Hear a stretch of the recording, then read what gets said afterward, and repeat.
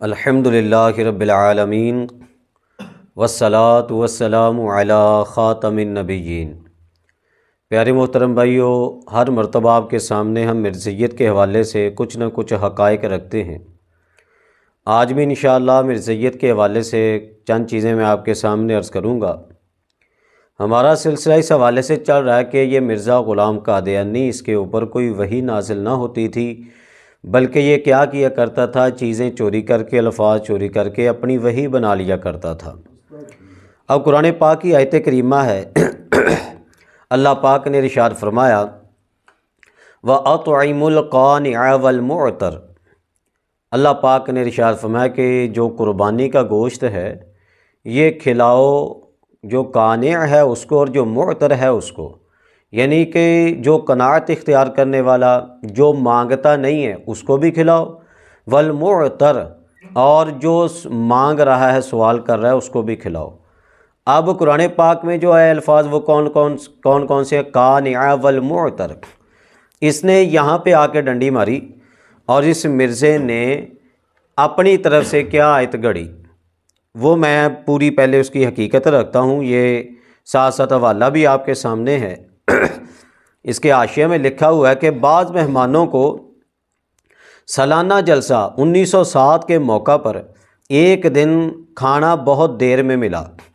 روٹی کافی تیار تھی مگر جگہ تنگ تھی اور تھوڑے آدمی ایک وقت میں کھا سکتے تھے، اس واسطے بہت دیر ہو گئی اور بعض مہمان بغیر کھانا کھانے کے سونے کے کمروں میں چلے گئے۔ تو ان کو یہ انعام ملا، کہہ رہے کہ جو چلے گئے نا، یہ گپ سنیں ان کی گپ، کہ ان کو یہ انعام ملا کہ خود خداوند عالم نے ان کے ساتھ ہمدردی کا اظہار کیا اور براہ راست آسمان سے اللہ کے رسول کے پاس رات کو پیغام بھیجا، یعنی کہ استغفر اللہ، مرزا غلام قادیانی کے بارے میں یہ کہہ رہے ہیں، اللہ نے یہ پیغام بھیجا مرزا غلام قادیانی کو کہ اطعموا الجائع والمعتر، بھوکے اور مضطر کو کھانا کھلا۔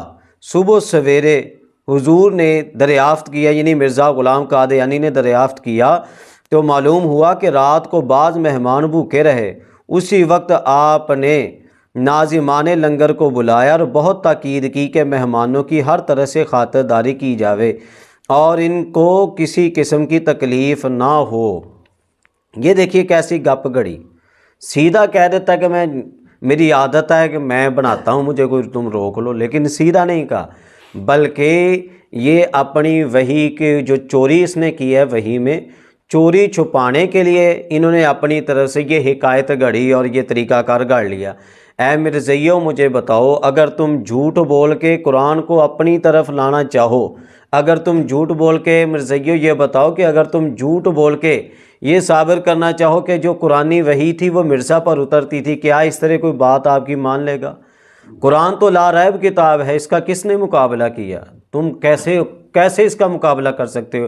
جس نے جس طرح بھی اس قرآن میں آ کر دخل دینے کی کوشش کی وہ پکڑا گیا، جس نے بھی کوشش کی وہ پکڑا گیا، اور تم لوگ بھی پکڑے جاتے ہو، فوری پکڑے جاتے ہو۔ قرآن پاک میں جس طرح تم چوریاں کرتے ہو نا، وحی کی اپنی طرح سے وحیاں بنانے کی کوشش کرتے ہو، یہ تمہاری یہ اس طرح کی چوری چلے گی نہیں، یہ ذہن میں رکھیے گا۔ جتنی مرضی یہ تمہارے مرزا نے چوریاں کی ہیں یا تم آئندہ کرنے کی کوشش کرو تو یہ تمہاری کوئی چوریاں چلیں گی نہیں۔ الحمدللہ مسلمان زندہ ہیں، اہل اسلام زندہ ہیں، اہل قرآن زندہ ہیں، قرآن کے حافظین زندہ ہیں، قرآن کو یاد رکھنے والے زندہ ہیں، قرآن کے علماء زندہ ہیں۔ جب تک یہ علماء موجود ہیں انشاءاللہ تمہارا رستہ کبھی نہیں انشاءاللہ کھلنے دیا جائے گا۔ اچھا، اسی طرح جناب ایک اور جگہ پہ چوری کی، اس کا بھی آپ حوالہ ملاحظہ کر سکتے ہیں۔ اللہ پاک نے ارشاد فرمایا نا، الیوم اکملت لکم دینکم۔ اب یہ محبوب کریم صلی اللہ تعالی علیہ وسلم کے لیے آیت کریمہ اتری۔